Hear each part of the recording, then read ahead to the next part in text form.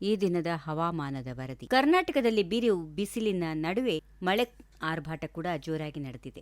ಇಂದು ನಾಳೆ ರಾಜ್ಯದ ಹಲವು ಜಿಲ್ಲೆಗಳಲ್ಲಿ ಗುಡುಗು ಮಿಂಚು ಬಿರುಗಾಳಿ ಸಹಿತವಾಗಿ ಮಳೆಯ ಮುನ್ಸೂಚನೆ ನೀಡಲಾಗಿದೆ. ಹವಾಮಾನ ಇಲಾಖೆ ಇತ್ತೀಚಿನ ವರದಿಗಳ ಪ್ರಕಾರ ಮುಂಗಾರು ಪೂರ್ವ ಮಳೆಯ ಅಬ್ಬರ ಜೋರಾಗಿ ಇರಲಿದ್ದು, ಮುನ್ನೆಚ್ಚರಿಕಾ ಕ್ರಮವಾಗಿ ರಾಜ್ಯದ 21 ಜಿಲ್ಲೆಗಳಿಗೆ ಯೆಲ್ಲೋ ಅಲರ್ಟ್ ಘೋಷಣೆ ಮಾಡಲಾಗಿದೆ. ಹವಾಮಾನ ಇಲಾಖೆಯ ಮುನ್ಸೂಚನೆಯಂತೆ ಬೆಳಗಾವಿ, ಗದಗ, ಬಳ್ಳಾರಿ ಮುಂತಾದ ಭಾಗಗಳಲ್ಲಿ ಬಿರುಗಾಳಿ ಸಹಿತ ಗುಡುಗು ಮಿಂಚಿನ ಮಳೆಯಾಗಲಿದೆ. ಕೆಲವು ಸ್ಥಳಗಳಲ್ಲಿ ಆಲೆಕಲ್ಲು ಮಳೆಯಾಗುವ ಎಚ್ಚರಿಕೆಯನ್ನು ಕೂಡ ನೀಡಲಾಗಿದೆ.